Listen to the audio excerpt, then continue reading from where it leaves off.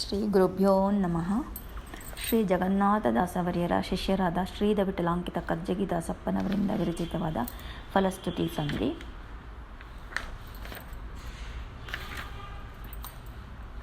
ಶ್ರೀ ಜಗನ್ನಾಥದಾಸವರಿಯರ ಶಿಷ್ಯರಲ್ಲಿ ಒಬ್ಬರಾದ ಶ್ರೀ ಕರ್ಜಗಿ ದಾಸಪ್ಪನವರು ಈ ಗ್ರಂಥಕ್ಕೆ ಫಲಸ್ತುತಿಯನ್ನು ಬರೆದಿರುತ್ತಾರೆ. ಅವರ ಅಂಕಿತ ನಾಮವು ಶ್ರೀದ ವಿಠಲ ಎಂದು. ಜ್ಞಾನಿಶ್ರೇಷ್ಠರು, ಸ್ವರೂಪೋದ್ಧಾರಕರಾದ ಶ್ರೀ ಜಗನ್ನಾಥದಾಸವರೇಣ್ಯರು ನಮ್ಮ ಗುರುಶ್ರೇಷ್ಠರು. ಮದ್ಗುರು ಜಗನ್ನಾಥದಾಸಾರ್ಯರ ಮೇರುಕೃತಿಯಾದ ಶ್ರೀಮದ್ ಹರಿಕಥಾಮೃತ ಸಾರವು ಶಾಸ್ತ್ರಗಳ ಸಾರಭೂತವಾದ ಗ್ರಂಥರತ್ನವು ಎಂದು ಪ್ರಸಿದ್ಧವಾಗಿದೆ. ಪ್ರಸಕ್ತ ಮೇರು ಗ್ರಂಥದಲ್ಲಿ ಉತ್ತಮವಾಗಿರುವ 32 ಸಂಧಿಗತ ಸಮಸ್ತ ತಾತ್ವಿಕ ವಿಷಯಗಳು ಶ್ರೀಮದ್ ಜಗನ್ನಾಥದಾಸರಿಗೆ ಅಂಗೈ ಮೇಲಿರುವ ನೆಲ್ಲಿಕಾಯಿಯಂತೆ ಸುಸ್ಪಷ್ಟವಾಗಿದೆ. ಇದನ್ನು ಕರತಲಾಮಲಕವನೇ ಎಂದಿದ್ದಾರೆ. ಭಗವತ್ ತತ್ವಗಳನ್ನು ಗುರುಮುಖದಿಂದ ಮನನ ಮಾಡಿಕೊಳ್ಳದೆ ತಾವೇ ಸರ್ವಸ್ವವನ್ನು ತಿಳಿದವರೆಂದು ಅಹಂಕಾರಗ್ರಸ್ತರಾಗಿರುವ ಡಾಂಬಿಕರನ್ನು ಪರಮ ಪಂಡಿತ ಮಾನಿಗಳೆಂದು ಕರೆದಿದ್ದಾರೆ. ಅಂತಹ ಪಂಡಿತ ಮಾನಿಗಳು ಈ ಗ್ರಂಥವನ್ನು ತಾತ್ಪರ್ಯ ಭಾವದಿಂದ ಪ್ರಾಕೃತ ಗ್ರಂಥವೆಂದು ಕಡೆಗಾಣುವರು. ಅಂಥವರಿಗೆ ಈ ಪ್ರಮೇಯ ವಿಷಯವು ಎದೆ ಉರಿಯಾಗಿ ತೋರುವುದು. ಭಗವತ್ ತತ್ವ ರಹಸ್ಯಗಳನ್ನು ಅರಿಯದೆ ಶುಷ್ಕ ಪಾಂಡಿತ್ಯವನ್ನು ಹೊಂದಿರುವವರು ಕೇವಲ ಅರಸಿಕರು. ಅವರಿಗೆ ಸಾರ ರುಚಿಸುವುದಿಲ್ಲ. ಅಂತಹ ಅರಸಿಕರಿಗೆ ಈ ಗ್ರಂಥಸ್ಥ ವಿಷಯಗಳನ್ನು ತಿಳಿಸಬಾರದೆಂದಿದ್ದಾರೆ ದಾಸಪ್ಪದಾಸರು. ಪ್ರಸಕ್ತ ಗ್ರಂಥ ರತ್ನದಲ್ಲಿ ಪ್ರತಿ ಪದ್ಯವು ಭಾಮಿನಿ ಷಟ್ಪದಿಯಲ್ಲಿ ಬರೆಯಲ್ಪಟ್ಟಿದೆ. ಕನ್ನಡ ಸಾಹಿತ್ಯದಲ್ಲಿ 6 ಷಟ್ಪದಿಗಳಿವೆ. ಕನ್ನಡ ಸಾಹಿತ್ಯದಲ್ಲಿ ಭಾಮಿನಿ ಷಟ್ಪದಿಯು 1. ಈ ಛಂದಸ್ಸಿನಲ್ಲಿ 6 ಸಾಲಿನ ಸಂಖ್ಯೆ ಸಮಾನವಾಗಿರುತ್ತದೆ. ಸಮಾನ ಗುರು ಲಘುಗಳಿಂದ ಯುಕ್ತವಾಗಿರುತ್ತದೆ. ಇಂತಹ ಭಾಮಿನಿ ಷಟ್ಪದಿಯಲ್ಲಿ ವಿರಚಿತ ಪದ್ಯಗಳನ್ನು ಒಳಗೊಂಡ ಈ ಗ್ರಂಥವನ್ನು ಅದ್ಭುತ ಕಾವ್ಯ ಎಂದೆನಿಸಿದ್ದರಿಂದ ಇದನ್ನು ಮಹಾದ್ಭುತ ಕಾವ್ಯ ಎಂದಿದ್ದಾರೆ ಶ್ರೀ ಕರ್ಜಗಿ ದಾಸವರಿಯರು. ಈ ಗ್ರಂಥದ ಪ್ರಥಮ ಸಂಧಿಗೆ ಮಂಗಳಾಚರಣ ಸಂಧಿ ಅಥವಾ ನಾಂದಿ ಪದ್ಯ ಸಂಧಿ ಎಂದು ಹೆಸರು. ಶ್ರೀ ಜಗನ್ನಾಥದಾಸವರಿಯರ ಕುಲದೈವವೂ ಇಷ್ಟದೈವವಾದ ಶ್ರೀ ಗರುಡ ವಾಹನ ಶ್ರೀ ಲಕ್ಷ್ಮೀ ನರಸಿಂಹದೇವರಿಂದ ಆರಂಭಿಸಿ ಕ್ರಮವಾಗಿ ಶ್ರೀ ಲಕ್ಷ್ಮೀದೇವಿ, ಶ್ರೀ ಬ್ರಹ್ಮದೇವರು, ಶ್ರೀ ವಾಯುದೇವರು, ಶ್ರೀ ಸರಸ್ವತಿ, ಶ್ರೀ ಭಾರತಿ, ಭಗವಾನ್ ಶ್ರೀ ವೇದವ್ಯಾಸರು, ಆಚಾರ್ಯ ಮಧ್ವರು, ಮನೋಭಿಮಾನಿಯಾದ ಶ್ರೀ ರುದ್ರದೇವರು ಹೀಗೆ ದೇವತಾ ತಾರತಮ್ಯಕ್ಕೆ ಅನುಗುಣವಾಗಿ ನಾಂದಿ ಪದ್ಯಗಳನ್ನು ವಿರಚಿಸಿರುತ್ತಾರೆ.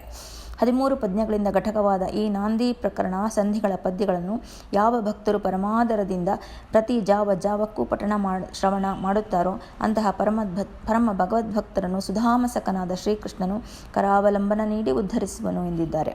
ಸುಧಾಮ ನಾಮಕನಾದ ಕುಚೇಲನು ಶ್ರೀಕೃಷ್ಣನ ಅಂತರಂಗ ಭಕ್ತನು. ಶ್ರೀಕೃಷ್ಣ ದರ್ಶನ ವ್ಯಾಜ್ಯದಿಂದ ಸುಧಾಮನು ದ್ವಾರಕೆಗೆ ತೆರಳಿ ಆ ಪರಾತ್ಪರ ವಸ್ತುವಿನ ದರ್ಶನ ಭಾಗ್ಯವನ್ನು ಪಡೆದನು. ಶ್ರೀಕೃಷ್ಣನ ಪರಮಾನುಗ್ರಹದಿಂದ ಅವನ ದಾರಿದ್ರ್ಯ ಪರಿಹಾರವಾಗಿ ಅವನಿಗೆ ಜ್ಞಾನ ಭಕ್ತಿ ವೈರಾಗ್ಯಗಳೆಂಬ ದೈವಿ ಸಂಪತ್ತನ್ನು ಕರುಣಿಸಿದ ಪರಮ ಕರುಣಾಳು ಶ್ರೀಕೃಷ್ಣ ಸುಧಾಮನನ್ನು ಕೈಪಿಡಿದಂತೆ ಶ್ರೀಮದ್ ಹರಿಕಥಾಮೃತ ಸಾರದ ಪದ್ಯಗಳನ್ನು ಪಠಿಸುವ ಅಧಿಕಾರಿಗಳಾದ ಭಗವದ್ಭಕ್ತರನ್ನು ಕೈ ಹಿಡಿದು ಕಾಪಾಡುವನು. ಇಂತಹ ಗ್ರಂಥದ ವಕ್ತಾರರಾದ ನಮ್ಮ ಗುರುಗಳ ಕಾರುಣ್ಯ ವಿಶೇಷವನ್ನು ಏನೆಂದು ವರ್ಣಿಸಲಿ ಎಂದಿದ್ದಾರೆ ಶ್ರೀಧವಿಠಲದಾಸರು. ಸರ್ವ ಸಚ್ಚಾಸ್ತ್ರಗಳ ಸಾರಭೂತವಾದ ಗ್ರಂಥರತ್ನವು ಶ್ರೀಮದ್ ಹರಿಕಥಾಮೃತ ಸಾರ. ಚತುರ್ವೇದಗಳು, ಉಪನಿಷತ್ತುಗಳು, ಸೂತ್ರ ಪ್ರಸ್ಥಾನಗಳು, ಗೀತಾ ಪ್ರಸ್ಥಾನ, ಪುರಾಣ ಪ್ರಸ್ಥಾನ, ಮೂಲ ರಾಮಾಯಣ, ಶ್ರೀಮನ್ ಮಹಾಭಾರತ, ಪಂಚರಾತ್ರಾಗಮ ಇತ್ಯಾದಿ ಸಚ್ಚಾಸ್ತ್ರಗಳಲ್ಲಿ ಪ್ರಮೇಯ ವಿಷಯಗಳನ್ನೆಲ್ಲ ಕ್ರೋಢೀಕರಿಸಿ ಪ್ರಮಾಣ ಪ್ರಮಿತವಾಗಿ ಶ್ರೀಮದ್ ಜಗನ್ನಾಥದಾಸವರಿಯರು ರಚಿಸಿರುವ ಗ್ರಂಥರತ್ನವಿದು. ಈ ಕಾರಣದಿಂದ ಶ್ರೀ ಕರ್ಜಗಿ ದಾಸಪ್ಪನವರು ಸಾರವೆಂದರೆ ಹರಿಕಥಾಮೃತ ಸಾರ ಎಂದಿದ್ದಾರೆ. ಇಂತಹ ಕೃತಿರತ್ನವನ್ನು ರಚಿಸಿ ವಿದ್ವತ್ ಪ್ರಪಂಚಕ್ಕೆ ಅತ್ಯಮೂಲ್ಯವಾದ ತಾತ್ವಿಕ ರತ್ನದ ಉಡುಗೊರೆಯನ್ನಿತ್ತಿದ್ದಾರೆ ವರೇಣ್ಯರಾದ ದಾಸವರಿಯರು. ಮಹೇಂದ್ರ ನಂದನ ಅನುಗ್ರಹವೆಂಬ ಬಲವನ್ನು ಆಶ್ರಯ ನಿರತನಾಗಿ ಜಗತ್ತಿನಲ್ಲಿ ಸಾರಭೂತವಾದದ್ದು ಯಾವುದು, ಅಸಾರವಾದದ್ದು ಯಾವುದು ಎಂಬ ವಿಷಯಗಳನ್ನು ಶೋಧಿಸಿ ಶಾಸ್ತ್ರ ರೀತ್ಯ ನಿರ್ಧರಿಸಿ ನಿರ್ಣಯಾತ್ಮಕವಾಗಿ ತಾತ್ವಿಕ ವಿಷಯಗಳನ್ನು ಬಿತ್ತರಿಸಿದ್ದಾರೆ ಈ ಗ್ರಂಥರತ್ನದಲ್ಲಿ. ಶ್ರೀಮದ್ ಜಗನ್ನಾಥ ದಾಸವರೇಣ್ಯರು ದಾಸಶ್ರೇಷ್ಠರು, ಜ್ಞಾನಿವರೇಣ್ಯರು. ಅವರ ವದನಾರವಿಂದದಲ್ಲಿ ಶ್ರೀ ಲಕ್ಷ್ಮೀಪತಿಯಾದ ಶ್ರೀಹರಿಯು ತಾನೇ ಸಾಕ್ಷಾತ್ತಾಗಿ ನೆಲೆಸಿ ವರ್ಣಾಭಿಮಾನಿ ದೇವತೆಗಳ ದ್ವಾರ ಸರ್ವಲಕ್ಷಣಯುಕ್ತವಾದ ಈ ಮಹಾಕಾವ್ಯವನ್ನು ರಚಿಸಿದ್ದಾರೆ. ಶ್ರೀ ರಮೇಶನ ಗುಣಾತಿಶಯಗಳನ್ನು ಭಕ್ತಿಪುರಸ್ಸರವಾಗಿ ಕೀರ್ತಿಸುವ ದಿವ್ಯ ಗ್ರಂಥವಿದು. ಈ ಗ್ರಂಥ ರಚನಾ ಸಮಯದಲ್ಲಿ ಸಕಲ ವರ್ಣಾಭಿಮಾನಿ ದೇವತೆಗಳು, ಸ್ವರಾಭಿಮಾನಿಗಳು ತಾವು ಮುಂದು ನಾ ಮುಂದು ತಾ ಮುಂದು ಎಂದು ದಾಸರಿಗೆ ಪರಮಾನುಗ್ರಹವನ್ನು ಮಾಡಿ ಮಹಾಕಾವ್ಯವನ್ನು ರಚಿಸುವುದಕ್ಕೆ ಸಹಕರಿಸಿದರು. ಮಹತ್ತರವಾದ ಒಂದು ತಾತ್ವಿಕ ಕಾವ್ಯಕ್ಕೆ ಇರಬೇಕಾದ ಸಕಲ ಕಾವ್ಯ ಲಕ್ಷಣಗಳು ಈ ಗ್ರಂಥದಲ್ಲಿವೆ. ಈ ಸುಲಕ್ಷಣ ಕಾವ್ಯದಲ್ಲಿ ಯತಿ ಗಣ ಪ್ರಾಸಗಳು ಅಪ್ರಯತ್ನವಾಗಿ ಸ್ವಾಭಾವಿಕವಾಗಿ ಮೂಡಿಬಂದು ಪ್ರತಿಪದ್ಯವೂ ಭಾವಾರ್ಥ ಗರ್ಭಿತವಾಗಿ ಛಂದೋಬದ್ಧವಾಗಿ ಬಂದಿದೆ. ಪ್ರಯತ್ನ ಪಟ್ಟು ಶಬ್ದಗಳನ್ನು ಹುಡುಕಿ ಕಷ್ಟದಿಂದ ರಚಿಸಿದ ಕಾವ್ಯವಿದಲ್ಲ. ಶ್ರೀಹರಿವಾಯುಗುರುಗಳ ಪರಮಾನುಗ್ರಹದಿಂದ ದಾಸರ ಸಕಲ ಹೃದ್ಗತ ಭಾವನೆಗಳನ್ನು ಪ್ರತಿಬಿಂಬಿಸುವ ಈ ಕಾವ್ಯ ರಚನಾ ಕಾರ್ಯವು ಅಪ್ರಯತ್ನವಾಗಿ ನಡೆದಿದ್ದು ನಿರ್ಮತ್ಸರಿಗಳಾದ ಭಗವದ್ಭಕ್ತರಾದ ಜ್ಞಾನಿಗಳಿಗೆ ಈ ಗ್ರಂಥಸ್ಥ ವಿಷಯಗಳು ಪರಮ ಆಹ್ಲಾದಪ್ರದವಾಗಿದೆ. ಇದಲ್ಲದೆ ಕುತರ್ಕಿಗಳಾದವರಿಗೆ ಶ್ರವಣಯೋಗ್ಯ ಗ್ರಂಥವಿದಲ್ಲ. ಇದರಿಂದ ಶ್ರೀಧವಿಠಲದಾಸರು ಈ ಗ್ರಂಥದ ಅಧ್ಯಯನ, ಪಠಣ, ಶ್ರವಣಕ್ಕೆ ಅರ್ಹರಾದ ಅಧಿಕಾರಿಗಳನ್ನು ಹೇಳಿರುವರು.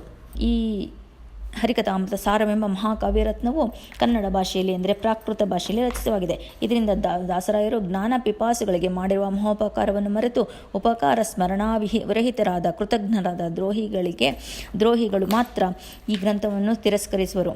ಆದರೆ ನಿರ್ಮತ್ಸರಿಗಳಾದ ಸುಗುಣ ಸಂಪನ್ನರಾದ ಸುಜನರಾದ ಶ್ರೀ ಪರಮಾತ್ಮನ ಮಹಿಮೆಯ ದ್ಯೋತಕವಾದ ಈ ಪರಮ ತಾತ್ವಿಕ ಗ್ರಂಥರತ್ವವನ್ನು ಖಂಡಿತ ಸ್ವೀಕರಿಸುವರು.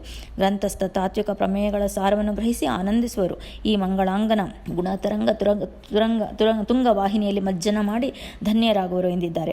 ಕೃತಿ ನಾಮಕಗಳಾದ ಶ್ರೀ ಲಕ್ಷ್ಮೀದೇವಿಯ ಪತಿಯು ಕೃತಿ ರಮಣನಾದ ಪ್ರದ್ಯುಮ್ನನು, ಅನಂತ ಕೋಟಿ ಸೂರ್ಯ ಸಂಕಾಶನಾದ ಪ್ರದ್ಯುಮ್ನನು ನಿರ್ದೋಷಗಳಾದ ಅನಂತ ಕಲ್ಯಾಣ ಗುಣಗಳನ್ನು ಪ್ರತಿಪಾದಿಸಿ ಕೊಂಡಾಡಿ ಹಾಡಿ ಹೊಗಳುವ ಈ ಗ್ರಂಥಸ್ಥ ವಿಷಯಗಳು ಪ್ರಾಕೃತ ಭಾಷೆಯಲ್ಲಿ ಇದ್ದರೇನು ಭಾಷೆ ಮುಖ್ಯವಲ್ಲ, ಗ್ರಂಥಸ್ಥ ಹೃದ್ಗತ ಭಾವ ಮುಖ್ಯ. ಈ ದೃಷ್ಟಿಯಿಂದ ನಿರ್ಮತ್ಸರರಾದ ಪರಮ ಭಗವದ್ಭಕ್ತರಾದ ಸುಗುಣರಿಗೆ ಅತ್ಯಂತ ಗ್ರಾಹ್ಯ. ಸಂಸ್ಕೃತದ ಅತಿಶಯವೇನು ಎನ್ನುತ್ತಾರೆ ಫಲಸ್ತುತಿ ಸಂಧಿಯನ್ನು ಬರೆದಿರುವ ಶ್ರೀಧವಿಠಲದಾಸರು. ಮುಂದೆ ಶ್ರುತಿಗೆ ಅಂದರೆ ಕಿವಿಗಳಿಗೆ ಎಂದರ್ಥ. ಶೋಭನ ಎಂದರೆ ಅನಂತ ಅಥವಾ ಶುಭಕರವಾದದ್ದು, ಕೇಳುವರ ಕಿವಿಗಳಿಗೆ ಆನಂದದಾಯಕವಾಗಿದ್ದು ಮಂಗಳಪ್ರದವಾಗಿಲ್ಲದಿದ್ದರೆ ಅಂತಹ ಗ್ರಂಥವು ತ್ಯಾಜ್ಯವು. ಶ್ರವಣಾನಂದಕರವಾಗಿರುವುದು ಕಾವ್ಯದ ಮುಖ್ಯ ಲಕ್ಷಣಗಳಲ್ಲಿ ಒಂದು. ಶ್ರವಣ ಪ್ರಥಮ ಹಂತವು. ಶಾಸ್ತ್ರಜ್ಞಾನವಿಲ್ಲದ ಅಗ್ನ ಜನರಿಗೆ ಜಡಮತಿ ಎಂದು ಹೆಸರು. ಜಡಮತಿ ಎಂದರೆ ಮಂದಮತಿ ಎಂದು. ಅಂತಹ ಅಜ್ಞ ಜನರಿಗೂ ಸಹ ಈ ಗ್ರಂಥ ವಿಷಯಗಳು ಅವರ ಅಜ್ಞಾನವನ್ನು ಪರಿಹರಿಸಿ ದಿವ್ಯ ಜ್ಞಾನವನ್ನು ನೀಡುವವು. ಜಡಮತಿಗಳಿಗೆ ಪ್ರತಿಬಂಧವಾಗಿರುವ ಸಾಮಗ್ರಿಯು ಅಜ್ಞಾನವನ್ನು ಪರಿಹರಿಸಿ ಅಜ್ಞ ಜನರಿಗೆ ಶುಭದಾಯಕವಾಗಿಲ್ಲದಿದ್ದರೆ ಅಂತಹ ಕಾವ್ಯವು ಸ್ವೀಕಾರಾರ್ಹವಲ್ಲ. ಅಪೌರುಷೇಯವಾದ ಜ್ಞಾನರಾಶಿಯು ಅನಂತ ಸಂಖ್ಯಾತವಾದ ವೇದಗಳು, ಶ್ರುತಿಗಳು, ವೇದವ್ಯಾಸರಿಂದ ರಚಿತವಾದ ಸಚ್ಚಾಸ್ತ್ರಗಳು, ಪೌರುಷೇಯ ಗ್ರಂಥ ಸಮುಚ್ಚಯಗಳು ಅವು ಸ್ಮೃತಿಗಳೆನಿಸುವವು. ಅಂತಹ ಶ್ರುತಿ ಸ್ಮೃತಿಗಳಿಗೆ ಅನುಸಾರವಾಗಿ ಇಲ್ಲದಿದ್ದರೆ ಅಂತಹ ವಿಷಯಗಳು ತ್ಯಾಜ್ಯವೆನಿಸುವವು. ಶ್ರವಣಾನಂದಕರವಾಗಿ ಅಜ್ಞ ಜನರಿಗೆ ಪ್ರಕಾಶ ರೂಪವಾಗಿ ದಿವ್ಯ ಜ್ಞಾನವನ್ನು ನೀಡಿ ಶ್ರುತಿ ಸ್ಮೃತಿಗಳಿಗೆ ಸರ್ವಸಮ್ಮತವಾಗಿರುವ ಪ್ರಸಕ್ತ ಗ್ರಂಥವನ್ನು ನಮ್ಮ ಗುರುವರಿಯರಾದ ಶ್ರೀಮದ್ ಜಗನ್ನಾಥದಾಸವರೇಣ್ಯರು ಸಜ್ಜನರ ಉದ್ಧಾರಕ್ಕಾಗಿ ರಚಿಸಿಕೊಟ್ಟಿರುತ್ತಾರೆ. ಆಚಾರ್ಯ ಶ್ರೀ ಮಧ್ವರಿಂದ ವಿರಚಿತ ಸರ್ವಮೂಲ ಗ್ರಂಥಗಳೆಂಬ ಕ್ಷೀರ ಸಮುದ್ರವನ್ನು ಮತಿಸಿ ತತ್ವರೂಪವಾದ ಅಮೃತ ಸದೃಶವಾದ ಸುಧಾರಸವನ್ನು ತೆಗೆದು ಅಧಿಕಾರಿಗಳಾದ ಸಚ್ಚೇತನರಿಗೆ ಪ್ರಾಶನ ಮಾಡಿಸಿರುತ್ತಾರೆ. ಜ್ಞಾನಿವರೇಣ್ಯರಾದ ದಾಸವರಿಯರು ಬ್ರಹ್ಮಜ್ಞಾನ ಸಂಪಾದಿಸಬೇಕೆಂಬ ಇಚ್ಛೆಯುಳ್ಳ ಅಧಿಕಾರಿಗಳಿಂದ ಈ ಮಹಾಕಾವ್ಯವು ಸರ್ವ ವಿಧದಿಂದಲೂ ಅಪೇಕ್ಷಿತವಾದದ್ದು, ಅಂದರೆ ಈಪ್ಸಿತವಾದದ್ದು. ಭೂಮಂಡಲದಲ್ಲಿರುವ ಅಂತಹ ಭಗವದ್ಭಕ್ತರಿಗೆ ಶ್ರೀಮದ್ ಹರಿಕಥಾಮೃತ ಸಾರವೆಂಬ ಅಮೃತವನ್ನು ತೋರಿಸಿ ತದ್ವಾರ ಅವರ ಮನಸ್ಸಿಗೆ ಸೊಗಸುವಂತೆ ಮಾಡಿದ ಮಹಾನುಭಾವರು ಗ್ರಂಥ ವಕ್ತಾರರಾದ ದಾಸಶ್ರೇಷ್ಠರಾದ ಶ್ರೀಧವಿಠಲದಾಸರು. ಭಕ್ತಾತಿಶಯ ಭಾವದಿಂದ ಪ್ರಸಕ್ತ ಗ್ರಂಥದ ವಿಷಯವಾಗಿ ಮೆಚ್ಚುಗೆಯ ಮಾತುಗಳನ್ನು ಹೇಳಿದ್ದೇನೆ ಎಂಬ ಪ್ರಸಕ್ತಿಯೇ ಇಲ್ಲವೆಂದು ಫಲಸ್ತುತಿ ಸಂಧಿಕಾರರಾದ ಶ್ರೀಧವಿಠಲಾಂಕಿತ ದಾಸವರಿಯರು ತಿಳಿಸುತ್ತಾರೆ. ಯಾವ ಕಾವ್ಯದಲ್ಲಿ ಪುನರುಕ್ತಿ ದೋಷವಿರುವುದೋ, ಅಂದರೆ ಹೇಳಿದ ವಿಷಯವನ್ನು ಪುನಃ ಹೇಳುವುದು, ಅಂತಹ ಕಾವ್ಯವು ಸಲ್ಲದು ಎಂದಿದ್ದಾರೆ. ಪ್ರಯೋಜನರಹಿತವಾದ ವಿವರಣೆಗೆ ಶುಷ್ಕ ಸಮಾಸವೆಂದು ಹೆಸರು. ಇದೊಂದು ದೋಷ ಪ್ರಯೋಜನವು ಗ್ರಂಥಕ್ಕೆ ಇರಬೇಕಾದ ಅನುಬಂಧ ಚತುಷ್ಟಯ ಲಕ್ಷಣಗಳಲ್ಲಿ ಒಂದಾಗಿದೆ. ಶುಷ್ಕ ವ್ಯಾಕರಣ ಪ್ರಯೋಗವೂ ಸಹ ಸಲ್ಲದು. ಶಾಸ್ತ್ರವನ್ನು ಅನುಸರಿಸಿ ಯುಕ್ತಿರೂಪವಾದ ದೃಷ್ಟಾಂತಗಳನ್ನು ಕೊಡಲಾರದ ಹೊರತು ಶಾಸ್ತ್ರವಿರುದ್ಧವಾದ ಯುಕ್ತ ಪ್ರಯೋಗಗಳು ಸಲ್ಲದು. ನಮ್ಮ ಗುರುವರ್ಯ ದಾಸಾರ್ಯರು ರಚಿಸಿರುವ ಈ ಮಹಾಕಾವ್ಯವು ಅಂತಹ ಸಕಲ ದೋಷಗಳಿಂದ ದೂರವಾಗಿದ್ದು ಸಲ್ಲಕ್ಷಣಗಳಿಂದ ಯುಕ್ತವಾಗಿರುವುದರಿಂದ ಶ್ರೀ ಹರಿವಾಯು ಗುರುಗಳು ಪೂರ್ಣ ಮೆಚ್ಚುಗೆಗೆ ಪಾತ್ರವಾಗಿದೆ ಎಂಬ ವಿಚಾರವನ್ನು ದಾರ್ಢ್ಯಪೂರ್ವಕವಾಗಿ ತಿಳಿಸಿರುತ್ತಾರೆ. ಶ್ರಮವಿಲ್ಲದೆ ತಾನಾಗಿ ಸ್ವಾಭಾವಿಕವಾಗಿ ಕವನ ರಚನಾ ಸಾಮರ್ಥ್ಯವುಳ್ಳ ಕವಿಗಳಿಗೆ ಆಶುಕವಿಗಳು ಎಂದು ಹೆಸರು. ಅಂತಹ ಆಶುಕವಿಗಳ ವರ್ಗದಲ್ಲಿ ಶ್ರೇಷ್ಠರಾದವರು ಶ್ರೀಮದ್ ಜಗನ್ನಾಥ ದಾಸಾರ್ಯರು. ವೃಕ್ಷ ಸಮೂಹಗಳಲ್ಲಿ ಸುರತರುವೆಂಬ ಕಲ್ಪತರುವು ಅತ್ಯಂತ ಶ್ರೇಷ್ಠ ಆದದ್ದು. ಇದರಿಂದ ಅಶುಕವಿ ಕುಲ ಕಲ್ಪತರು ಎಂದು ಶ್ರೀ ಜಗನ್ನಾಥದಾಸವರ್ಯರನ್ನು ಸಂಬೋಧಿಸುತ್ತಾರೆ. ಜಗನ್ನಾಥದಾಸರಿಗೆ ರಂಗಾವಲಿದ ದಾಸರು ಎಂಬ ಖ್ಯಾತಿನಾಮವೂ ಉಂಟು. ಅಂದರೆ ಶ್ರೀಹರಿಯ ಪೂರ್ಣಾನುಗ್ರಹಕ್ಕೆ ಭಾಜನರಾದ ದಾಸವರೇಣ್ಯರು ಅಂತ ತಾತ್ಪರ್ಯ. ಪ್ರಸಕ್ತ ಶ್ರೀಮದ್ ಹರಿಕಥಾಮೃತ ಸಾರ ಎಂಬ ಈ ಮಹಾಕಾವ್ಯ ರತ್ನವು ಸಕಲ ಕಾವ್ಯ ಲಕ್ಷಣಗಳಿಂದ ಯುಕ್ತವಾಗಿದೆ. ಈ ಸುಲಕ್ಷಣೋಪೇತವಾದ ಶ್ರೀಹರಿಯ ಮಹಿಮಾ ಅತಿಶಯಗಳನ್ನು ನಿರೂಪಿಸುವ ಈ ಗ್ರಂಥರತ್ನದ ಮರ್ಯಾದೆ ವೈಶಿಷ್ಟ್ಯ ಕೆಡದಂತೆ ಉಳಿಸುವ ಭಾರ ದಾಸಕೂಟಸ್ಥರಾದ ಸಕಲ ಭಕ್ತರಿಗೂ ಸೇರಿದೆ ಎಂದು ಶ್ರೀಧರ ವಿಠಲದಾಸರು ಭಿನ್ನವಿಸಿಕೊಳ್ಳುತ್ತಿದ್ದಾರೆ. ಪ್ರಸಕ್ತ ಗ್ರಂಥಸ್ಥ ವಿಷಯಗಳು ಕೇವಲ ಪ್ರಾಕೃತವೆಂದು ತಿರಸ್ಕರಿಸುವ ದೀರ್ಘಕಾಲ ದ್ವೇಷಿಗಳಾದ ಪಿಶುನರಿಗೆ ಎಂದೆಂದಿಗೂ ತಿಳಿಸಬಾರದೆಂದು ಇಲ್ಲಿ ದಾಸರು ಪೂರ್ವಕವಾಗಿ ಅರಿಕೆ ಮಾಡಿಕೊಳ್ಳುತ್ತಿದ್ದಾರೆ. ಪ್ರಸಕ್ತ ಗ್ರಂಥವಾದ ಶ್ರೀಮದ್ ಹರಿಕಥಾಮೃತಸಾರವೆಂಬ ಮಹಾಕಾವ್ಯವು ಭಾಮಿನಿ ಷಟ್ಪದಿಯ ಛಂದಸ್ಸಿನಲ್ಲಿ ರಚಿತವಾಗಿದೆ. ಈ ಗ್ರಂಥವನ್ನು ರಚಿಸುತ್ತಿರುವ ಸಮಯದಲ್ಲಿ ವರ್ಣಾಭಿಮಾನಿ ದೇವತೆಗಳು ದಾಸವರ್ಯರ ವದನಾರವಿಂದದಲ್ಲಿ ನೆಲೆಸಿದ್ದು ನಾಮುಂದು ತಾಮುಂದು ಎಂದು ಅನುಗ್ರಹಿಸುತ್ತಿದ್ದರು. ಈ ಕಾರಣದಿಂದ ಪ್ರಾಸ, ಛಂದಸ್ಸು, ಲಘು, ಗುರು, ಹ್ರಸ್ವ, ದೀರ್ಘ ಇತ್ಯಾದಿ ಕಾವ್ಯ ಲಕ್ಷಣಗಳನ್ನು ಒಳಗೊಂಡು ಸರ್ವದೋಷರಹಿತವಾಗಿದೆ ಈ ಭವ್ಯ ಕೃತಿ. 6 ಸಾಲುಗಳನ್ನು ಒಳಗೊಂಡ ಪದ್ಯದ ಸಾಹಿತ್ಯ ಶೈಲಿಯನ್ನು ಷಟ್ಪದಿ ಎಂದು ಕರೆಯುತ್ತಾರೆ. ಪೂರ್ವೋಕ್ತ ನಿಬಂಧನೆಗಳಲ್ಲಿ ವ್ಯತ್ಯಾಸ ಬಾರದಂತೆ ದಾಸಾರ್ಯರು ಪ್ರತಿ ಪದ್ಯವನ್ನು ಸರಿಯಾಗಿ ರಚಿಸಿರುತ್ತಾರೆಂದು ಕರ್ಜಗಿ ದಾಸಪ್ಪನವರು ಪ್ರತಿಪಾದಿಸುತ್ತಾರೆ. ಪದ ವ್ಯತ್ಯಾಸ ಮಾಡಿ ಓದಿದರೆ ಅವರಿಗೆ ಅದು ದೂಷಣವೇ ಹೊರತು ಕಾವ್ಯ ಛಂದೋಬದ್ಧವಾಗಿದ್ದು ದೋಷರಹಿತವಾಗಿದೆ ಎಂದು ಇಲ್ಲಿ ತಾತ್ಪರ್ಯ. ಶ್ರೀಮದ್ ಜಗನ್ನಾಥದಾಸವರ್ಯರು ಅಪರೋಕ್ಷೀಕೃತ ಶ್ರೀಶರು, ಸರ್ವ ಸಚ್ಚಾಸ್ತ್ರ ಕೋವಿದರು. ಮೇಲಾಗಿ ಶ್ರೀ ಪುರಂದರದಾಸರು, ಶ್ರೀ ವ್ಯಾಸರಾಜರು, ಶ್ರೀ ಮಧ್ವಾದಿರಾಜ ಸ್ವಾಮಿಗಳು ಇತ್ಯಾದಿ ಜ್ಞಾನಿ ಶ್ರೇಷ್ಠರಿಂದ ಆದೇಶಿಸಲ್ಪಟ್ಟ ಅವರ ಪರಮಾನುಗ್ರಹದಿಂದ ವಾದಿರಾಜರ ಕೋಶಕ್ಕೊಪ್ಪುವ ಈ ಗ್ರಂಥರತ್ನವನ್ನು ರಚಿಸಿರುವರು. ಈ ಕಾರಣದಿಂದ ನಾವು ಕೇಳದಿರುವ ಅನೇಕ ಅಪೂರ್ವವಾದ ಶ್ರೇಷ್ಠ ವಿಷಯಗಳಿಂದ ಈ ಗ್ರಂಥವು ಯುಕ್ತವಾಗಿದೆ. ಚೆನ್ನಾಗಿ ಶ್ರಮ ಪಡುವುದು ಎಂದರೆ ಪರಿಶ್ರಮ, ಅಂದರೆ ಗುರುಪದೇಶದ್ವಾರ ತತ್ವಾರ್ಥಗಳನ್ನು ಅರಿತು ಅವುಗಳನ್ನು ಸದಾ ಮನನಾದಿಗಳನ್ನು ಮಾಡುತ್ತಾ ಧ್ಯಾನ ಮಾಡುತ್ತಾ ಅದರ ಅನುಸಾರವಾಗಿ ಉಪಾಸನೆ ಮಾಡುತ್ತಾ ಇರುವ ಪರಮ ಭಗವದ್ಭಕ್ತರಿಗೆ ಈ ಗ್ರಂಥದ ಪರಿಶ್ರಮ ಗೊತ್ತಾಗುವುದು. ಈ ಗ್ರಂಥದ ಶ್ರವಣ, ಪಠಣ, ಮನನಾದಿಗಳಿಂದ ಅವರ ಹೃದ್ಗತ ಭಕ್ತಿ ಭಾವವು ಉಕ್ಕೇರಿ ನೇತ್ರಗಳಲ್ಲಿ ಆನಂದಾಶ್ರುಗಳು ಸುರಿಯುಹತ್ತುವು. ಮೈಮೇಲಿನ ಸ್ಮರಣೆ ಹಾರಿ ವಿಷಯದಲ್ಲಿ ಏಕಾಗ್ರಚಿತ್ತತೆಯಿಂದ ತಲ್ಲೀನರಾಗುವರು. ಗ್ರಂಥದ ತಾತ್ವಿಕ ಸಾಹಿತ್ಯ ಚಮತ್ಕಾರವನ್ನು ಅನುಭವಿಸುವರು. ಅವರು ಕಲಾರಸಿಕರು ಮತ್ತು ತಾತ್ವಿಕ ತಪಸ್ವಿಗಳು. ಮಿಶ್ರರಿಗೆ ಅಂದರೆ ಛಿದ್ರಭಕ್ತಿ ಮಿಶ್ರಜ್ಞಾನವುಳ್ಳ ನಿತ್ಯ ಸಂಸಾರಿಗಳಾದ ರಜೋಗುಣದವರು. ಅವರಿಗೆ ಈ ಗ್ರಂಥವು ಸ್ವಲ್ಪ ಆನಂದವನ್ನು ನೀಡಿ ಉಳಿದದನ್ನು ಮರೆಮಾಡುವುದು. ಛಿದ್ರಜ್ಞಾನಯುಕ್ತರು. ದಿತಿಜರು ಎಂದರೆ ತಮೋಯೋಗ್ಯ ಜೀವರಿಗೆ ಯಾವ ರೀತಿ ಪರಿಣಾಮವನ್ನು ಉಂಟು ಮಾಡುತ್ತದೆ ಎಂದರೆ ತಮ್ಮ ಶರೀರವನ್ನು ಆಯುಧದಿಂದ ಪ್ರಹರಿಸಿಕೊಂಡರೆ ಯಾವ ರೀತಿ ದುಃಖ ಉಂಟಾಗುವುದೋ ಅದೇ ರೀತಿಯಲ್ಲಿ ಮಹಾ ದುಃಖ ಉಂಟಾಗುತ್ತದೆ. ಭಗವದ್ಭಕ್ತರೇ ನಿಜವಾದ ಅಧಿಕಾರಿಗಳು, ನಿಜ ಭಕ್ತಿಯುಳ್ಳವರು ಎಂದು ಅರ್ಥ. ವೇದಶ್ರುತಿಗಳಿಗೆ ಅನುಸಾರಿಯಾದ ಗ್ರಂಥಸ್ಥ ವಿಷಯಗಳು ತತ್ಸಂಬಂಧವಾದ ಫಲಗಳು ಅವರಿಗೆ ಎಂದೆಂದಿಗೂ ತಪ್ಪುವುದಿಲ್ಲ. ಇಲ್ಲಿ ನಿಚ್ಚ ಎಂದರೆ ಖಂಡಿತವಾಗಿಯೂ ಸ್ವಚ್ಛ ಮನಸ್ಕರಾದವರು ಎಂದರ್ಥ.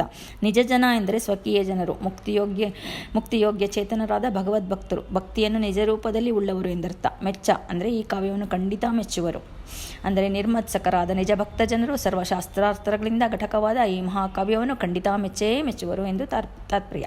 ಇಂತಹ ಸಚ್ಚರಿತೆಯನ್ನು ಪಠನ ಮಾಡಿದ್ದೇ ಆದರೆ ಸಂಪತ್ ಸಣ್ಣ ಲಾಂಛನವಾದ ಶ್ರೀರಮಣನು ಖಂಡಿತವಾಗಿ ಮೆಚ್ಚುವನು. ಇದು ನಿಸ್ಸಂದೇಹವೆಂದು ಫಲಸ್ತುತಿ ಕಾರಣ ಉದ್ಘೋಷಿಸಿರುತ್ತಾರೆ ಇಲ್ಲಿ ದಾಸವರ್ಯರು. ಸರ್ವ ಸಚ್ಚಾಸ್ತ್ರ ಸಾರರೂಪವಾದ ದಿವ್ಯ ಭವ್ಯ ಗ್ರಂಥರತ್ನವಿದು. ಇದು ಸಜ್ಜನರೆಂಬ ಜ್ಞಾನಿಗಳಿಗೆ ಪರಮ ಸಮ್ಮತವಾಗಿದೆ. ಸಾಧು ಭಗವದ್ಭಕ್ತರಾದ ಸಜ್ಜನರು ಸಭೆ ಸಮೂಹ ನಾದ ಸಭೆಯೊಳಗೆ ದಿವ್ಯಮಾನವಾಗಿ ಮೆರೆಯುವ ಮಹಾಕಾವ್ಯ ಮಾಣಿಕ್ಯವಿದು. ಅಂತಹ ಪರಮ ವಿನೋದಿಗಳಿಗೆ ಸುಜ್ಞಾನದ ತತ್ವ ಮಾರ್ಗವನ್ನು ತೋರುವ ಈ ಮಹಾಗ್ರಂಥವನ್ನು ರಚಿಸಿದ ನಮ್ಮ ಹಿರಿಯರಾದ ಶ್ರೀಮದ್ ಜಗನ್ನಾಥದಾಸರ ಕವಿತಾ ಚಾತುರ್ಯವು ನಿತ್ಯ ನೂತನವಾಗಿದೆ ಎಂದು ತಿಳಿಸಿದ್ದಾರೆ. ವ್ಯಾಸರಾಜಾದಿ ಅನೇಕ ಜ್ಞಾನಿಗಳ ಅನುಗ್ರಹದಿಂದ ಈ ಗ್ರಂಥರತ್ನವು ರಚಿತವಾಗಿದೆ ಎಂದು ತಿಳಿಸುತ್ತಾರೆ. ಶ್ರೀ ವ್ಯಾಸರಾಜ ಸ್ವಾಮಿಗಳು, ಶ್ರೀ ವಾದಿರಾಜರು, ಶ್ರೀ ಪುರಂದರದಾಸವರ್ಯರು, ಶ್ರೀ ವಾದಿರಾಜ ಸ್ವಾಮಿಗಳು, ಶ್ರೀ ಜಗನ್ನಾಥದಾಸರಾಯರ ಕನಸಿನಲ್ಲಿ ಕಾಣಿಸಿಕೊಂಡು ಶ್ರೀ ಮಧ್ವಶಾಸ್ತ್ರಕ್ಕೆ ಪರಮ ಸಮ್ಮತವಾದ ಹಾಗೂ ಸಕಲ ಸಚ್ಚಾಸ್ತ್ರಗಳ ಸಾರರೂಪವಾದ ದಿವ್ಯ ಗ್ರಂಥವನ್ನು ರಚಿಸಿದರೆಂದು ಆದೇಶವಿತ್ತರು. ಅವರೆಲ್ಲರ ಅನುಗ್ರಹ ಫಲರೂಪವೇ ಶ್ರೀಮದ್ ಹರಿಕಥಾಮೃತ ಸಾರವೆಂಬ ಈ ಕೃತಿರತ್ನವು. ಶ್ರೀ ವ್ಯಾಸರಾಜ ಸ್ವಾಮಿಗಳು ಚಂದ್ರಿಕಾಚಾರ್ಯರೆಂದು ವಿದ್ವತ್ ಪ್ರಪಂಚದಲ್ಲಿ ಖ್ಯಾತನಾಮರಾಗಿದ್ದಾರೆ. ವ್ಯಾಸತ್ರಯಕರ್ತರಾದ ಶ್ರೀ ಚಂದ್ರಿಕಾಚಾರ್ಯರು ಶ್ರೀ ಮಧ್ವಮತೋದ್ಧಾರಕರು. ಅವರ ಒಲುಮೆ ಎಂದರೆ ಅನುಗ್ರಹದ ಬಲ ಈ ಕಾವ್ಯಕ್ಕಿದೆ ಎಂದು ಅರ್ಥ. ಶ್ರೀ ವಾದಿರಾಜ ಸ್ವಾಮಿಗಳು ಹಯಗ್ರೀವೋಪಾಸಕರು, ಭಾವಿ ಸಮೀರರು. ಅವರ ಕೋಶ ಎಂದರೆ ಅವರಿಂದ ವಿರಚಿತ ಸಕಲ ಗ್ರಂಥ ಸಮೂಹವೆಂದರ್ಥ. ಎಂದರೆ ಅವರಿಂದ ವಿರಚಿತ ಅದಕ್ಕೊಪ್ಪುವಂತೆ ಹಾಗೂ ಶ್ರೀಮನ್ಮಧ್ವಮುನಿಗಳ ಶಾಸ್ತ್ರಕ್ಕೆ ಒಪ್ಪುವಂತೆ ಪ್ರಸಕ್ತ ಗ್ರಂಥವನ್ನು ರಚಿಸಿ ಬೋಧಿಸಿದ್ದಾರೆ ಎಂದು ಇಲ್ಲಿ ತಿಳಿಸಿದ್ದಾರೆ. ಒಂದು ಮಹಾಕಾವ್ಯಕ್ಕೆ ಹಾಸ್ಯ, ಶೃಂಗಾರ, ಕರುಣ, ಭೀಭತ್ಸ ಇತ್ಯಾದಿ 9 ವಿಧವಾದ ರಸಗಳಿರಬೇಕೆಂದು ಕಾವ್ಯಶಾಸ್ತ್ರದ ಲಕ್ಷಣವನ್ನು ಹೇಳಿದ್ದಾರೆ. ಇಲ್ಲಿ ಹರಿಕಥಾಮೃತ ಸಾರವೆಂಬ ಈ ಮಹಾಕಾವ್ಯದಲ್ಲಿ ಭಕ್ತಿ ರಸವು ಅತ್ಯಂತ ಪ್ರಧಾನವಾಗಿದೆ. ನವರಸ ಭರಿತ ಎಂದಿದ್ದಾರೆ. ಶ್ರೀ ಜಗನ್ನಾಥದಾಸಾರ್ಯರ ತಂದೆ ಮಾನವಿ ನರಸಿಂಹಾಚಾರ್ಯರೆಂಬುವರು. ಇವರಿಂದ ಸರಸಕಂಠೀರವಾಚಾರ್ಯರ ಜನಿತ ಸುಕುಮಾರ ಎಂದಿದ್ದಾರೆ. ಸಾತ್ವಿಕ ಮನೋಭಾವವುಳ್ಳ ಮುಕ್ತಿಯೋಗ್ಯರಾದ ಸಜ್ಜನರಿಗೆ ಭಗವತ್ ಸಂಬಂಧವಾದ ಪ್ರಮೇಯ ವಿಚಾರಗಳನ್ನು ಬೋಧಿಸಿ ಅವರನ್ನು ಸನ್ಮಾರ್ಗಕ್ಕೆ ಹಚ್ಚಿ ತದ್ವಾರ ಸತ್ಸಾಧನಾ ಪಥವನ್ನು ತೋರಿ ಮೋಕ್ಷ ಪ್ರಾಪ್ತಿಗೆ ಸಹಾಯಕವಾದ ಈ ಗ್ರಂಥ. ದಾಸರಾಯರ ಈ ಉಪಕಾರ ಎಂದೆಂದಿಗೂ ಚಿರಸ್ಮರಣೀಯ, ಪರಮೋದಾರ, ಮರೆಯದ ಉಪಕಾರವೆಂದು ಹೊಗಳಿದ್ದಾರೆ. ಅವನಿ ಎಂದರೆ ಭೂಮಂಡಲವೆಂದರ್ಥ. ಜ್ಯೋತಿಷ್ಮತಿ ತೈಲ ಎಂದರೆ ಅದೊಂದು ತೈಲ ರೂಪದಲ್ಲಿರುವ ಔಷಧಿ ವಿಶೇಷ. ಅದನ್ನು ಅಪೂರ್ವ ವನಸ್ಪತಿಗಳಿಂದ ತಯಾರಿಸುವರು. ಅದನ್ನು ಪಾನ ಮಾಡಿ ಜೀರ್ಣಿಸಿಕೊಂಡರೆ ಅವನ ಮಿದುಳು ನರಗಳು ವಿಕಸಿಸಿ ಪಂಡಿತನೆನಿಸುವನೆಂಬ ಐತಿಹ್ಯವಿದೆ. ವೇದಶಾಸ್ತ್ರದಲ್ಲಿ ಈ ತೈಲದ ಉಲ್ಲೇಖವಿದೆ. ಪಾಮರನಾದ ಒಬ್ಬ ಸಾಮಾನ್ಯ ಮಾನವನು ಪೂರ್ವೋಕ್ತ ತೈಲವನ್ನು ಉಂಡು ಜೀರ್ಣಿಸಿ ಸಕಲರಿಂದ ಪಂಡಿತನೆನಿಸಿಕೊಂಬುವನು. ಈ ತೈಲದ ಪ್ರಭಾವ ಅವನ ದೇಹದಲ್ಲಿ ಎಲ್ಲಿಯವರೆಗೆ ಇರುವುದೋ ಅಲ್ಲಿಯ ತನಕ ಪಾಂಡಿತ್ಯ ಪ್ರದರ್ಶನ. ಒಂದು ವೇಳೆ ಆ ಮಾನವನು ಜೀರ್ಣಿಸಿಕೊಳ್ಳದೆ ವಾಂತಿ ಮಾಡಿಕೊಂಡರೆ, ವಮನ ಮಾಡಿಕೊಂಡರೆ ಮತ್ತಿಗೆಟ್ಟ ಅವಿವೇಕಿ ಎಂದೆನಿಸುವನು. ಅಂತೆಯೇ ಶ್ರವಣ ಮಂಗಳ ನಾಮಧೇಯವಾದ ಶ್ರೀ ಪರಮಾತ್ಮನ ಗುಣಾತಿಶಯಗಳನ್ನು ವಿವರಿಸುವ ಶ್ರೀಮದ್ ಹರಿಕಥಾಮೃತ ಸಾರವೆಂಬ ಗ್ರಂಥದ ಸವಿಯುವ ಯೋಗ್ಯತೆಯು ಸಾಮಾನ್ಯ ಜನರಿಗೆ ಇರುವುದಿಲ್ಲ. ಪ್ರಾಕೃತ ಗುಣಗಳಿಂದ ವಿದೂರನಾದ ಅಪ್ರಾಕೃತ ಗುಣ ವಿಶಿಷ್ಟನಾದ ಅಪ್ರಮೇಯನ ಮಹಿಮಾಸಾರವೆಂಬ ಸುಧಾಮೃತವನ್ನು ಯಾರು ಪಾನ ಮಾಡಲು ಯೋಗ್ಯರೋ ಅವರೇ ನಿಪುಣರೆಂದೆನಿಸುವರು. ಅಂತಹ ಯೋಗ್ಯ ಜೀವಿಗಳಾದ ಭಗವದ್ಭಕ್ತರಿಗೆ ಮಾತ್ರ ಈ ಗ್ರಂಥವು ಲಭ್ಯವಾಗುವುದು. ಅವರೇ ನಿಜವಾದ ಶ್ರವಣಾಧಿಕಾರಿಗಳು. ಜ್ಞಾನಶೂನ್ಯರಾದ ಅನ್ಯರಿಗೆ ಖಂಡಿತ ದಕ್ಕುವುದಿಲ್ಲವೆಂದು ಫಲಸ್ತುತಿಕಾರರು ಪ್ರಸಕ್ತ ಗ್ರಂಥದ ವೈಶಿಷ್ಟ್ಯವನ್ನು ಉದ್ಘೋಷಿಸಿದ್ದಾರೆ. ಈ ಮಹಾಕಾವ್ಯದಲ್ಲಿರುವ ಪ್ರತಿ ಪದ್ಯ ಅಕ್ಷರವನ್ನು ಶ್ರದ್ಧಾಭಕ್ತಿಗಳಿಂದ ಓದಬೇಕೆಂದು ತತ್ಸಂಬಂಧವಾದ ಫಲಪ್ರಾಪ್ತಿಯನ್ನು ಫಲಸ್ತುತಿಕಾರರು ತಿಳಿಸಿರುತ್ತಾರೆ. ಜಯತೀರ್ಥ ಶ್ರೀಮಚ್ಚರಣರ ಮೇರುಕೃತಿ ನ್ಯಾಯಸುಧಾ ವಿದ್ವತ್ ಪ್ರಪಂಚದಲ್ಲಿ ಖ್ಯಾತರಾದ ಮಂತ್ರಾಲಯ ರಾಯರು ಸುಧಾಗ್ರಂಥದಲ್ಲಿ ಉಲ್ಲೇಖವಾಗಿರುವ ಪ್ರತಿ ಪದವೂ ಮೋಕ್ಷಕ್ಕೆ ಸಾಧನ ಎಂದು ತಿಳಿಸಿರುತ್ತಾರೆ. ಅಂತೆಯೇ ಅಣುಸುಧಾ ಎಂದು ಪ್ರಸಿದ್ಧ ಪಡೆದ ಈ ಮಹಾಕಾವ್ಯದಲ್ಲಿ ಪ್ರತಿ ಅಕ್ಷರವೂ ಅತ್ಯಂತ ಮಹತ್ತರವಾದುದು. ಅಧಿಕಾರಿಗಳಾದ ದೇವತೆಗಳಿಂದಲೂ ಸಹ ಪರಮಮಾನ್ಯವಾಗಿದೆ. ಪ್ರಸಕ್ತ ಗ್ರಂಥರತ್ನವು ಅವರಿಂದ ದುಸ್ತುಜ್ಯವೆಂದೆನಿಸಿದೆ, ಅಂದರೆ ತ್ಯಾಗಾರ್ಹವಲ್ಲವೆಂದು ಮಾನ್ಯವಾಗಿದೆ. ಅವರಿಗಲ್ಲದೆ ಶ್ರೀಮದ್ ಹರಿಕಥಾಮೃತ ಸಾರಗತ ಪ್ರಮೇಯಗಳು ಸೊಗಸುವುದಲ್ಲದೆ ಇತರರಿಗಲ್ಲ ಎಂದು ಫಲಸ್ತುತಿಕಾರರ ಸ್ಪಷ್ಟೀಕರಣವಿಲ್ಲಿದೆ. ಜೀವರಿಗೆ ಅವರ ಕರ್ಮಾನುಭವ ಫಲರೂಪವಾಗಿ ನಾನಾ ಪ್ರಕಾರವಾಗಿ ವಿಘ್ನಗಳು ಮೇಲಿಂದ ಮೇಲೆ ಬಂದು ಒದಗುತ್ತಿರುವವು. ಈ ವಿಘ್ನ ಪರಂಪರೆಗಳು ಜೀವರಿಗೆ ಪ್ರತಿಬಂಧಕಗಳು. ಮೇಲಿಂದ ಮೇಲೆ ಪರಂಪರಾಕ್ರಮದಲ್ಲಿ ಬರುತ್ತಿರುವ ಈ ವಿಘ್ನವರ್ತಿಗಳಿಗೆ ಒತ್ತಿ ಬರುವ ವಿಘ್ನಗಳು ಎಂದಿದ್ದಾರೆ. ಇಂತಹ ಒತ್ತಿ ಬರುವ ವಿಘ್ನವರ್ತಿಗಳು ಶ್ರೀಮದ್ ಹರಿಕಥಾಮೃತ ಸಾರದ ನಿತ್ಯ ಪಠಣ ಹಾಗೂ ಮನನಗಳಿಂದ ಪರಿಹಾರವಾಗುವವು ಎಂದಿದ್ದಾರೆ. ಒತ್ತಿ ಬರುವ ವಿಘ್ನಗಳು ಅಕಾಲ ಮೃತ್ಯು ರೂಪದಲ್ಲಿರುವ ಅಪಮೃತ್ಯುಗಳನ್ನು ಪರಿಹರಿಸುವುದು. ಶ್ರೀ ಹರಿಕಥಾಮೃತವು ಕಾಲನ ಭೃತ್ಯರು ಎಂದರೆ ಯಮದೂತರಿಗೆ ಭಯವನ್ನು ಹುಟ್ಟಿಸಿ ಅವರನ್ನು ದೂರವಿರಿಸಿ ಅಪಮೃತ್ಯು ಪರಿಹಾರ ಮಾಡುವುದು. ಅಲ್ಲದೆ ಆ ಭಗವದ್ಭಕ್ತರಿಗೆ ಸಮಸ್ತ ಮನೋಭಿಲಾಷೆಗಳನ್ನು ನೆರವೇರಿಸುವುದು, ಅವರ ಸತ್ಸಾಧನೆಗೆ ಸಹಕಾರಿಯಾಗುವುದು ಎಂದಿದ್ದಾರೆ. ಶ್ರೀ ಪರಮಾತ್ಮನು ಕಮಲದ ದಳಗಳಂತೆ ವಿಶಾಲ ನೇತ್ರವುಳ್ಳವನು ಎಂದರಿಂದ ವನರುಹೇಕ್ಷಣ ಎಂದಿದ್ದಾರೆ. ಅಂತಹ ವನರುಹೇಕ್ಷಣನಾದ ಶ್ರೀ ಪರಮಾತ್ಮನು ನಿತ್ಯ ಮಂಗಳಪ್ರದವಾದ ಶ್ರೀಮದ್ ಹರಿಕಥಾಮೃತ ಸಾರವನ್ನು ಪಠಿಸುವವರ ಗೃಹದಲ್ಲಿ ನೃತ್ಯ ಮಾಡುವನೆಂದು ಫಲಸ್ತುತಿಕಾರರು ನುಡಿಯುತ್ತಿದ್ದಾರೆ. ಈ ಗ್ರಂಥರತ್ನದ ಪಠಣಾದಿಗಳಿಂದ ಸಾಧಕರಿಗೆ ಉಂಟಾಗುವ ಐಹಿಕ ಫಲ ಪ್ರಾಪ್ತಿಯನ್ನು ತಿಳಿಸುತ್ತಾರೆ. ಶ್ರೀ ಗೋಪಾಲದಾಸವರ್ಯರು ಎನ್ನ ಭಿನ್ನಪ ಕೇಳೋ ಧನ್ವಂತ್ರಿ ದಯ ಮಾಡೋ ಎಂಬ ಕೀರ್ತನ ಸಾಹಿತ್ಯದಲ್ಲಿ ಆಯುಸ್ಸು, ಆರೋಗ್ಯ, ಐಶ್ವರ್ಯವೆಂಬ ಪಿತೃ 3 ವಿಧ ವಸ್ತುಗಳು ನಾರಾಯಣನ ಭಜಕರಿಗೆ ಪೂರ್ಣವಾಗಿಪ್ಪವೋ ಎಂದು ಆಶೀರ್ವದಿಸಿದ್ದಾರೆ. ಮಾನವನಿಗೆ ಸತ್ಸಾಧನೆಗೆ ಉತ್ತಮವಾದ ಆಯಸ್ಸು ಅತಿ ಮುಖ್ಯ. ಈ ಗ್ರಂಥದ ಪಠಣದಿಂದ ದೀರ್ಘವಾದ ಆಯಸ್ಸು ಲಭ್ಯವಾಗುವುದು ಎಂದಿದ್ದಾರೆ. ಆಯಸ್ಸಿಲ್ಲದರೆ ಸಾಲದು, ಉತ್ತಮವಾದ ಆರೋಗ್ಯ ಭಾಗ್ಯವೂ ಅಷ್ಟೇ ಮುಖ್ಯವಾದುದು. ಅಂತಹ ಉತ್ತಮ ಆರೋಗ್ಯ ಭಾಗ್ಯವು ಈ ಗ್ರಂಥದಿಂದ ಪ್ರಾಪ್ತವಾಗುವುದು ಎಂದಿದ್ದಾರೆ. ಆಯಸ್ಸು, ಆರೋಗ್ಯ ಭಾಗ್ಯವೂ ಜೊತೆಗೆ ಐಹಿಕ ಸಂಪತ್ತು ಕೂಡ ಮುಖ್ಯವಾದುದು. ಸಾಧನ ವಹಿಸಿ ಧನ ಸಹಾಯ ಪ್ರಮುಖ ಪಾತ್ರ ವಹಿಸುವುದು. ಐಹಿಕ ಸಂಪತ್ತು ಪ್ರಾಪ್ತವಾದ ಐಶ್ವರ್ಯವೂ ಸಹ ಲಭ್ಯವಾಗುವುದು. ಜಗತ್ತಿನಲ್ಲಿ ಕೀರ್ತಿವಂತರಾಗುವರು. ಯಶಸ್ಸನ್ನು ಸಹ ಈ ಗ್ರಂಥಪಠಣವು ನೀಡುವುದು ಎಂದಿದ್ದಾರೆ. ಈ ಗ್ರಂಥದ ವೈಶಿಷ್ಟ್ಯವೇನೆಂದರೆ ಗ್ರಂಥಸ್ಥವಾದ ಯಾವುದಾದರೊಂದು ಅಧ್ಯಾಯವನ್ನು ಆಯ್ದು ಅದನ್ನು ಅಮೂಲಾಗ್ರವಾಗಿ ಅಧ್ಯಯನದಿಂದ ಪೂರ್ವೋಕ್ತ ಗುಣಗಳೆಲ್ಲವೂ ಕರಗತವಾಗಿ ಆ ಸುಜನನು ಸಿದ್ಧ ಸಾಧಕನೆನಿಸುವನು. ಅಂತಹ ಸಚ್ಚೇತನರಿಗೆ ಶ್ರೀ ಹರಿಕಥಾಮೃತ ಸಾರವೆಂಬ ಈ ಗ್ರಂಥವು ಶ್ರವಣಯೋಗ್ಯವಲ್ಲವೇ ಎಂದು ಮಾರ್ಮಿಕವಾಗಿ ಪ್ರಶ್ನಿಸಿದ್ದಾರೆ. ಇಲ್ಲಿ ದಾಸವರ್ಯರು ಶ್ರೀ ಕರ್ಜಿಗಿ ದಾಸಪ್ಪನವರು ಶ್ರೀಮದ್ ಹರಿಕಥಾಮೃತಸಾರದ ಶ್ರವಣ ಪಠಣಾದಿಗಳಿಂದ ಆಗುವ ಮಹತ್ಫಲಗಳನ್ನು ತಿಳಿಸುತ್ತಾರೆ. ಈ ಪದ್ಯದಲ್ಲಿ ನೇತ್ರಹೀನನಾಗಿ ವಸ್ತುಗಳ ರೂಪದರ್ಶನ ಭಾಗ್ಯವಿಲ್ಲದವರಿಗೆ ಕುರುಡರೆಂದೂ ಹೆಸರು. ಕುರುಡನೂ ಸಹ ಈ ಗ್ರಂಥ ಶ್ರವಣ ಮಾತ್ರದಿಂದ ನೇತ್ರಗಳನ್ನು ಪಡೆಯುವನು. ಜ್ಞಾನವೆಂಬುದೇ ನೇತ್ರ ಸದೃಶವು. ಅಂತಹ ಜ್ಞಾನಕ್ಕೆ ನೇತ್ರನಾದ ಶೂನ್ಯವಾದ ಅಜ್ಞಾನಿಯೂ ಸಹ ಗ್ರಂಥದ ಶ್ರವಣ ಪಠಣಾದಿಗಳಿಂದ ದಿವ್ಯಜ್ಞಾನವನ್ನು ಹೊಂದುತ್ತಾನೆ ಎಂದು ತಿಳಿಸುತ್ತಾರೆ. ಕಿವಿ ಕೇಳಿಸಿದವನು ಬದಿರನೆನ್ನಿಸುತ್ತಾನೆ, ಅವನಿಗೂ ಶ್ರವಣ ಸಾಮರ್ಥ್ಯವಿಲ್ಲ. ಅಂತಹ ಬದಿರನಿಗೆ ಪಠಣದಿಂದ ಕೇಳುವ ಶಕ್ತಿ ಬರುವುದು ಎಂದಿದ್ದಾರೆ. ಬೆಳೆಯದ ಮುರುಡ ಎಂದರೆ ಕುಳ್ಳಾಗಿರುವುದು, ಕೈಕಾಲು ವಕ್ರವಾಗಿರುವಿಕೆ ಇತ್ಯಾದಿ. ದೇಹದ ಅಂಗಾಂಗಗಳು ಚೆನ್ನಾಗಿ ವೃದ್ಧಿಯಾಗದೇ ಇರುವ ಕುರೂಪಿಯೂ ಸಹ ಈ ಗ್ರಂಥವನ್ನು ಕೇಳುವ ಮಾತ್ರದಿಂದಲೇ ಅಂಗವಿಕಾರಗಳನ್ನು ಕಳೆದುಕೊಂಡು ದಿವ್ಯ ಸ್ವರೂಪ ಸೌಂದರ್ಯವನ್ನು ಹೊಂದುತ್ತಾನೆ ಎಂದಿದ್ದಾರೆ. ಬರುಡು ಎಂದರೆ ಹೈನಾಗುವುದು ಎಂದರೆ ಪುತ್ರಹೀನತ್ವವೆಂದು ಅರ್ಥ. ಸಂತಾನವಿಹೀನನಾದವನು ಸತ್ಪುತ್ರರನ್ನು ಪಡೆಯುವನು, ಸಂತಾನ ಪ್ರಾಪ್ತಿಯಾಗುವುದು ಎಂದರ್ಥ. ಒಣಗಿದ ಕಾಷ್ಟಕ್ಕೆ ಕೊರಡು ಎನ್ನುವರು. ಅಂತಹ ಚೆನ್ನಾಗಿ ಒಣಗಿದ ಕಾಷ್ಟವೂ ಸಹ ಚಿಗುರುವುದು ಎಂದರ್ಥ, ಪಲ್ಲವಿಸುವುದು ಎಂದರ್ಥ. ಇದಕ್ಕೆ ಶ್ರೀಮದಾಚಾರ್ಯರು ಪಂತ್ರಪಠಣದಿಂದ ಒನಕೆಯನ್ನು ಚಿಗುರಿಸಿದ ಪ್ರಸಂಗವು ವಿಶೇಷ ದೃಷ್ಟಾಂತವೆಂದು ಹೇಳಬಹುದು. ಕೇವಲ ಡಾಂಬಿಕತೆಯಿಂದಲಾದರೂ ಹುರುಡಿಲಾದರೂ ಶ್ರೀಮದ್ ಹರಿಕಥಾಮೃತಸಾರವನ್ನು ಪಠಿಸಿದರೆ ಅವನಿಗೆ ಸಕಲ ಶುಭ ಪ್ರಾಪ್ತಿ ಎಂದು ಮಹತ್ಫಲವನ್ನು ತಿಳಿಸುತ್ತಾರೆ. ಈ ಪದ್ಯದಲ್ಲಿ ನಿರ್ಜರ ಎಂದರೆ ದೇವತೆಗಳು, ತರಂಗಿಣಿ ಎಂದರೆ ನದಿ. ಬಲಿಚಕ್ರವರ್ತಿಯ ಗರ್ಭಭಂಗ ಮಾಡಲು ಯಜ್ಞಶಾಲೆಗೆ ಆಗಮಿಸಿದ ವಾಮನರೂಪಿ ಶ್ರೀಹರಿಯು ತ್ರಿವಿಕ್ರಮನಾಗಿ ಬೃಹದಾಕಾರದಿಂದ ಬೆಳೆದು ನಿಂತ. ಅವನ ವಾಮ ಪಾದದ ಹೆಬ್ಬೆರಳಿನ ನಖಾಗ್ರದಿಂದ ಬ್ರಹ್ಮಾಂಡ ಕರ್ಪರ ಸೀಳಿ ಬಾಹ್ಯೋದಕವು ಗೆಳಗಿಳಿಯಿತು. ಅದೇ ಗಂಗಾವತರಣದ ಪ್ರಸಂಗ ವಿಶೇಷ.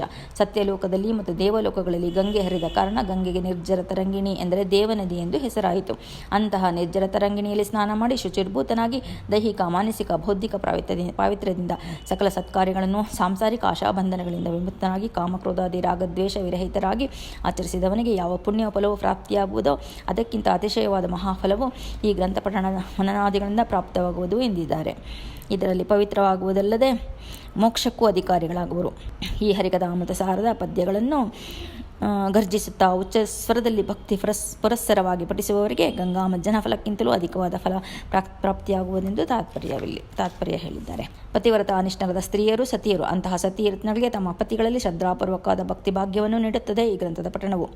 ಗ್ರಂಥ ಶ್ರವಣದ ಫಲವು ಸತಿಯರಿಗೆ ಪತ್ಯಂತರ್ಗತ ಭಗವದ್ ದರ್ಶನವನ್ನು ಅನುಗ್ರಹಿಸುವುದು ಎಂದಿದ್ದಾರೆ. ಅಂತಹ ಭಗವದ್ಭಕ್ತರನ್ನು ಮಹಾಪುಣ್ಯವಂತರೆನಿಸಿ ಸಮೀಚೀನವಾದ ಸತ್ಕರ್ಮಿಗಳಾಗಿ ಮಾಡಿಸಿ ತನ್ನ ಮೂಲಕ ಪುಣ್ಯ ಪ್ರಾಪ್ತಿಯನ್ನೇದಿಸುವುದು, ಅವರಿಗೆ ಕೀರ್ತಿಯನ್ನು ತಂದುಕೊಡುವುದು. ಹೆಜ್ಜೇನು ಶ್ರೀಮದ್ ಹರಿಕಥಾಮೃತಸಾರಕ್ಕೆಂಬ ಈ ಪುಣ್ಯಕೃತಿಯು ಶ್ರದ್ಧಾ ಭಕ್ತಿಗಳನ್ನು ಶ್ರವಣ ಪಠಣ ಮನನಾದಿಗಳನ್ನು ಮಾಡುವ ಸಚೇತನರಿಗೆಲ್ಲ ನಿತ್ಯಾನಂದ ರೂಪವಾದ ಮುಕ್ತಿಯ ಮಾರ್ಗವನ್ನು ತೋರುವುದು ಎಂದು ಫಲಶ್ರುತಿಕಾರರು ಸ್ವಾನುಭಾವದಿಂದ ಹೇಳಿದ್ದಾರೆ. ಶ್ರೀಹರಿಯ ಅತಿಶಯಗಳನ್ನು ದೃಷ್ಟಾಂತಪೂರ್ವಕವಾಗಿ ಪರಮತಾತ್ವಿಕ ರೂಪದಲ್ಲಿ ವಿವರಿಸುವ ಶ್ರೀಮದ್ ಹರಿಕಥಾಮೃತಸಾರವೆಂಬ ಈ ಕಾವ್ಯರತ್ನವನ್ನು ನಾನೆಂತೂ ವರ್ಣಿಸಲು ಸಾಧ್ಯ ಎಂದು ಉದ್ಗಾರ ತೆಗೆದಿದ್ದಾರೆ ಶ್ರೀ ಕರ್ಜಗಿದಾಸವರ್ಯರು. ಪರಮಾತ್ಮನು ನಿರ್ದೋಷನು, ಜ್ಞಾನಾನಂದಾದಿ ಅನಂತ ಮಂಗಳ ಸ್ವರೂಪನು, ಅನಂತ ಕಲ್ಯಾಣ ಗುಣಗಣಧಾಮನು, ಷಡ್ಗುಣೈಶ್ವರ್ಯ ಸಂಪನ್ನನಾದ್ದರಿಂದ ಶ್ರೀ ಪರಮಾತ್ಮನಿಗೆ ಭಗವಂತನೆಂದು ನಾಮ. ಎಂದರೆ 6 ವಿಧವಾದ ಐಶ್ವರ್ಯಗಳು. ಆತನ ಗುಣಗಳು ಅನಂತ ಸಂಖ್ಯೆಯಲ್ಲಿರುವುದರಿಂದ ಕೇವಲ 6 ಗುಣಗಳಿಂದ ಪೂರ್ಣನೆಂದರ್ಥವಲ್ಲ. ಅಲ್ಪರಾದ ನಮ್ಮಂತಹವರಿಗೆ ಅವನ ಅನಂತ ಕಲ್ಯಾಣ ಗುಣಗಳ ಉಪಾಸನೆ ಸಾಧ್ಯವಿಲ್ಲ. ವೇದಾಭಿಮಾನಿಯಾದ ಶ್ರೀ ಲಕ್ಷ್ಮೀದೇವಿಯೇ ಆತನ ಅನಂತ ಗುಣಗಳು ಅಂತ್ಯವನ್ನು ಸಾಕಲ್ಯೇಣ ಅರಿಯಳೆಂದ ಮೇಲೆ ಇತರರ ಪಾಡೇನು.